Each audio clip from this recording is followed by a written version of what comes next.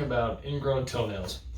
Sounds gross, I know. However, it's probably the most common thing a foot doctor sees. It's a really common complaint. If you haven't had one in your life, odds are you're going to have one. So, ingrown toenails, I think there are a lot of misconceptions out there that when you say ingrown toenail, you mean that it's horribly infected. The truth is it's kind of semantics, but an ingrown toenail can be anything from pressure on the edge of the nail that's causing the skin to hurt, or it can be a full-blown infection where the nail has penetrated the skin and now you're in big trouble because it's really infected and painful and draining. So ingrown toenails, it depends on what you're talking about, but it could mean anything in that spectrum. For the average person, usually the cause of an ingrown toenail is they either cut the nail too short or the shoes are too tight or some combination. I do see a number of people who, when you look at their toenails in this direction, the nail is super curved.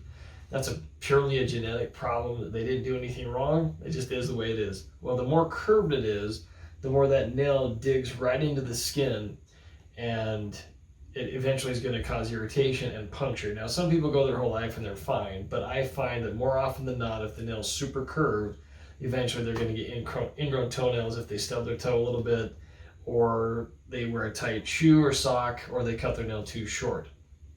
It often starts out by a little bit of irritation. It can be on either side of the nail, and it doesn't have to be the big toe. It can be any of these nails, but it's usually on the sides. If you've lost a nail and it's growing back, which can take a long time, 6 months to 18 months, depending on how good your metabolism is, sometimes you can get an ingrown nail in the front of the nail, the leading edge, as it starts to come out. The skin starts to go a little crazy without a nail there to keep it in place, and sometimes the nail comes in with a really jagged edge, and that'll dig into the front of the nail and cause an ingrown nail. So an ingrown nail can happen anywhere. The other more or less common problem is when somebody's jammed their toe. When somebody's jammed their toe, or somebody's kicked their toe, or something heavy hit, and it kind of pushes the nail back.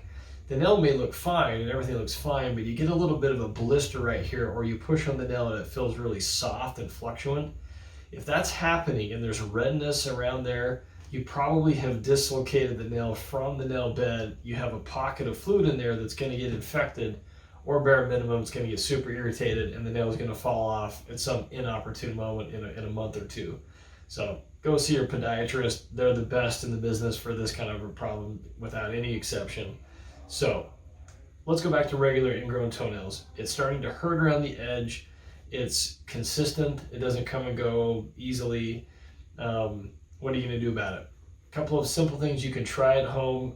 Warm water and Epsom salt soaks. You soak the toe in there. It softens things up. That might help it go away. When you trim your toenail, make sure you're cutting it straight across. If you cut into the corners really aggressively, and you allow that skin to wrap around the corners of the nails, you're going to get an ingrown toenail. Now, if you already have an ingrown toenail and it looks like it's just on the edge and it's hurting, you could trim aggressively around there and kind of round it off, which may allow the skin to relax as the nail grows out, but you probably want the help of a podiatrist to do that appropriately and accurately. If these things don't work, you may just need to go see your podiatrist, and what he's going to recommend is one of two things. Either an aggressive slant back procedure like I've just described, where he cuts a corner of the nail out and hopes that it'll come back without being ingrown. I give that a 50-50 chance of working permanently. If the nail is super curved in this direction, I don't think it's going to work very often unless it's simply out on the very tip corner of the nail. If people are heading to Disneyland or some big trip, sure, maybe we'll do that and they may be just fine. But I tell them there's a 50-50 chance you'll be back in the office and we'll have to do something more aggressive if that doesn't fix the problem long term. The nice thing about the slant back procedure is the recovery is relatively quick. We can do it with just a little ethyl chloride spray, trim it out, and you're good to go in 2 minutes. And the recovery, you're looking at a couple of days with a Band-Aid and you're fine. You could even get in dirty water if things aren't infected and it doesn't create a wound within a week, easy. So there's something to be said for saving a vacation or a big trip or a big soccer tournament or a dance competition by doing that simple procedure, buying somebody time until we can do a more permanent procedure.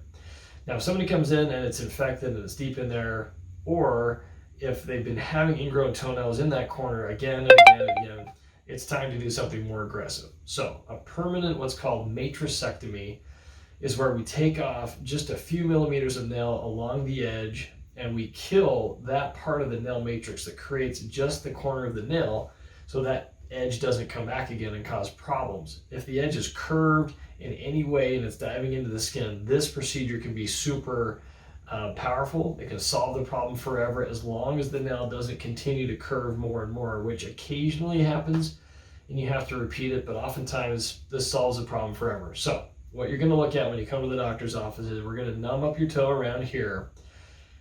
The way to tell if somebody knows what they're doing or not around an ingrown toenail, if you go to an Instacare or an E.R, they're going to ask sometimes if they can inject through the tip of your toe. If they say that, call for a podiatrist. Tell them you want a second opinion. Call the doctor on call because they don't know what they're doing, and that's going to hurt unnecessarily like crazy. If you inject around here, it doesn't hurt as bad. It's still going to hurt. If you use a cold ethyl chloride spray, it can numb up the skin and people can get through it okay. It still stings, but once you've injected around the toe, keep in mind there's 4 nerves on each corner of the toe. Sometimes they send branches around, so if there's a big area that needs to be worked on, I often numb the whole toe up because you never know when a little branch is associated and they still fill a bunch. So you numb up the whole toe. Once you're numb, what we're going to do is take off a tiny sliver of nail. We're talking 2 or 3 millimeters of nail all the way down. We're going to tunnel underneath the skin, take that portion of nail out, and in my office we apply what's called sodium hydroxide. It's a very strong base that's strong enough to cauterize and kill the nail matrix deep in there that creates that part of the nail.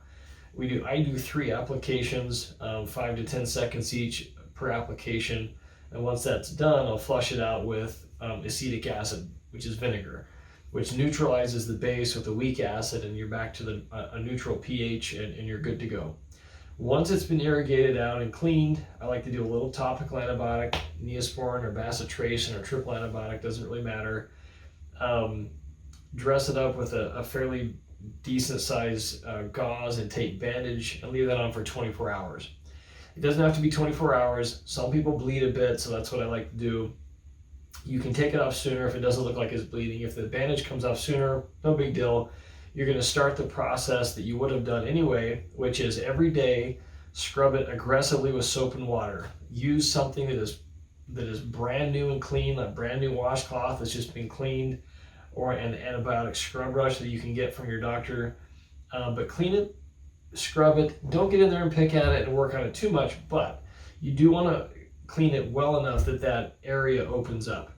We've just created a chemical burn with that sodium hydroxide, and that's going to drain. That's normal, that's expected, but if it scabs over and it can't drain, you're going to get a little abscess in there. It's going to hurt. You may get an infection where you didn't need to before. It causes complications. So clean it up, open it up, let it drain, and then put a topical antibiotic on there. Again, Neosporin, bacitracin, triple antibiotic, something along those lines, and a Band-Aid. In my office, with the way I treat this, I want my patients to repeat that process every day for a week. At the end of that week, now we're going to start focusing on drying out the wound. So I tell people, leave it open and air dry it as long as you're just sitting around doing nothing and you're not in a dirty environment. Start applying betadine or iodine instead of any other topical antibiotic because that has a drying agent to it, a characteristic, which is very useful. And a Band-Aid. Again, if you're home and you're sleeping, you're in bed, and it's not draining too much, just give it air. Let it air out and it'll dry much faster.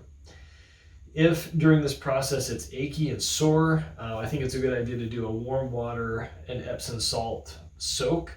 You know, we're talking a tablespoon of Epsom salt in a small pan or bucket that's very clean.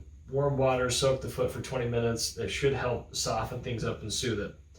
Ibuprofen at most 800 3 times a day for the first few days for pain. Ice right on the area, 20 minutes on, 20 minutes off, and you should be good to go. After 2 weeks, things should really dry up. I like to see my patients back in about 2 weeks to make sure we don't need to clean things up and look for infections. And I kind of go from there. It's case by case after that, so I hate to get into too much detail, but that's the gist of it. couple of things to remember. This is a chemical burn. It's a controlled chemical burn, so I expect a little bit of redness around the corner where we took the nail out. A little bit of redness, a little bit of drainage that's kind of clear, a little bit of blood is fine and normal. If that redness slowly goes away and the drainage slowly dries up, that's what we expected. If the redness gets bigger and bigger, you're probably got an infection. Maybe it was brewing before the procedure, or it got contaminated somehow, or the procedure itself stirred up the infection. So call your doctor, get on an antibiotic right away, do the warm water and Epsom salt soaks. And between the two of them, it should take care of the problem. Couple of things I see people do wrong is they keep several band-aids on there all the time. If you do that, it's going to start looking white. If it looks white at all, it's too wet. It'll never heal, and it needs to be dried out. So air dry it, wash it with soap and water. Again, go for the betadine. That's what's going to help dry it up. Try to avoid what's called maceration. Maceration is when it's wet and the skin is unhealthy. Your skin turns kind of wrinkly and white when you're in the tub too long. We do not want that with an ingrown toenail after a procedure or after any incision has been made on your body, because the skin will not survive and you'll have a bigger wound that takes a long time to heal. That's it for the basics of ingrown toenails. Always call your doctor. I'll be showing different pictures along the way to kind of give you a better idea of how this goes, but that's the gist of it. Keep in mind, we are doing this for Operation Underground Railroad. We want to help our patients out, help them be educated on different foot and ankle problems, but we'd also like to raise money for Operation Underground Railroad. These are the guys that help stop child sex trafficking around the world. They do an amazing job. They help these kids get out of horrible situations and they place them in better situations. It's an expensive process. Keep in mind that a doctor's visit is a valuable experience. That's usually expensive. So go to OURrescue.org, OURrescue.org. Make an equivalent donation compared to what it would have cost to go to a doctor's visit, and see if we can't help out a kid together. Have a great day.